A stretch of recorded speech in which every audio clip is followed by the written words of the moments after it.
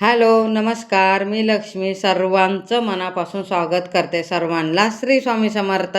आज दत्त जयंती आहे, तर दत्त जयंतीच्या खूप साऱ्या शुभेच्छा माझ्या स्वामी भक्तांना. तर इथं बघा, मी स्वामींना फोटो आहेत ना स्वामीचं स्वच्छ असं पुसून घेतलं आणि कापसाने ना हिना अत्तर लावून घेते, खालून वर जाते, त्याच्यानंतर अष्टगंध लावते आणि पूजा देवपूजा बरं का मी पहिलेच करून घेतलं. फक्त तुम्हाला मी स्वामींचा अभिषेक मी कसे करते ते तुम्हाला दाखवते.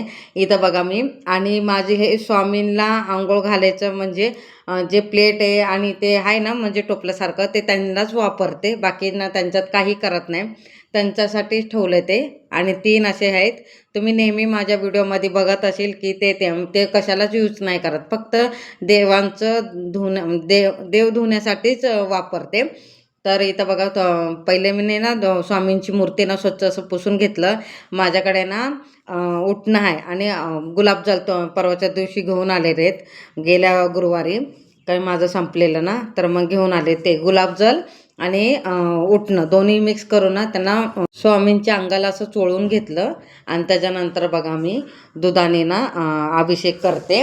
दुधाने अभिषेक करताना श्री स्वामी समर्थ, श्री स्वामी समर्थ, श्री स्वामी समर्थ या मंत्राचा जप करते. हे बघा, तर पहिले उटणाने आंघोळ घालून घेतलं, त्याच्यानंतर दुधाने अभिषेक करते. त्याच्यानंतर बघा मी स्वच्छ असं मूर्ती धुवून घेते आणि माझ्याकडं मध आहे, मधाने पण अभिषेक करून घेते. श्री स्वामी समर्थ, श्री स्वामी समर्थ. आणि हे बघा माझ्याकडं मध आहे, तर तेच घालून घेते, पूर्ण अंगाला लावून घेते.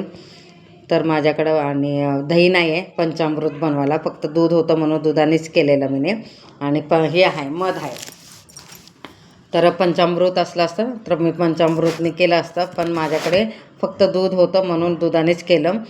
स्वामींवर ना मधाने पण अभिषेक केला आणि आता बघा मी अभिषेक करते. पहिले ना स्वामी स्तवन म्हटलं, त्याच्यानंतर एक वेळा ना अथर्व शीर्ष, त्याच्यानंतर स्वामी समर्थ या मंत्राचा जप केला 1 माळ, त्याच्यानंतर पवमान सुक्त आणि 1 वेळा श्री सुक्त, 16 वेळा पुरुष सुक्त आणि 1 वेळा राम रक्षा आणि असं म्हणून ना अभिषेक करून घेते स्वामींवर.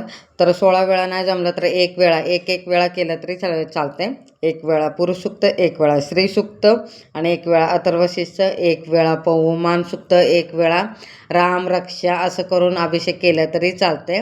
देवपूजा तर सगळी झाली आहे, फक्त तुम्हाला मी स्वामींचा अभिषेक, आज दत्त जयंती आहे म्हणून फक्त मी तुम्हाला स्वामींचा अभिषेक करून ना आज छोटासा व्हिडिओ तुम्हाला दाखवते की मी दरवेळी असंच करते.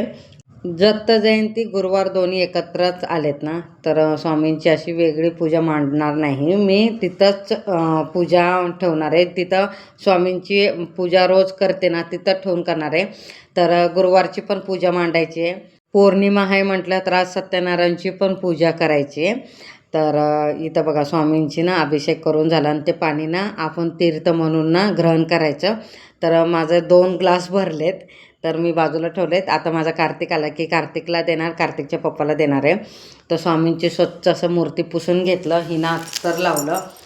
आज पिवळं वस्त्र आहेत ना स्वामीला ना घालून घेणार आहे आणि फेटा पण पिवळा करणार आहे. त्याच्या अगोदर बघा अष्टगंध लावते, माळ घालते, त्याच्यानंतर फेटा असं घालणार आहे. तर त्यांची माळ आहे ना स्वामींची, ते पण तिथं ठेवणार आहे. खडीसाखर ठेवते, खडीसाखरमध्ये तुळशीचं पान ठेवणार आहे आणि इथं बघा खडीसाखर आणि समोर पाटाच्या समोर श्री स्वामी समर्थ अशी छोटीशी रांगोळी काढली. कशी वाटते मला नक्की कमेंटमध्ये सांगा. तर तुमच्यावर शेअर केले ती रांगोळी साचा आणलेला. तर आता ते पूजा करायच्या अगोदर रांगोळीवर ना हळद कुंकू वाहून घेतलं नव्हतं, हळद कुंकू वाहून घेते आणि श्री स्वामी समर्थ रांगोळी काढली ना त्याच्यावर हळद कुंकू वाहून फूल वगैरे लावून घेते, त्याची पण पूजा करून घेते. इथं बघा 12:15च्या आतनं मला सगळी पूजा अभिषेक सगळं उरकून घ्यायचे, कारण की 12:15च्या नंतर ना मला ना गुरुचरित्राचं ना 4था अध्याय वाचायचं आहे. तर ते पण तुमच्यावर शेअर करते. मी आज दत्त जयंतीच्या निमित्ताने काय काय सेवा करते ते पण तुमच्यावर शेअर करते. त्याच्यानंतर स्वामींची सगळी सेवा करून झाली की निवांत मी ना मार्गशीर्षची पूजा मांडून घेणार आहे. तर इथं बघा फूल वगैरे वाहून घेतलं. आता बघा तुपाचा दिवा लावला आणि धूप दीप अगरबत्ती असं ओवाळून घेते. त्याच्यानंतर ग्रंथ, मोठा ग्रंथ आहे माझ्याकडे गुरुचरित्राचा तो काढते आणि त्याच्यातला 4था अध्याय ना वाचणार आहे. अजून काय काय सेवा करणार आहे ते पण तुमच्यावर शेअर करते. तर इथं बघा मी पूजा करून घेते.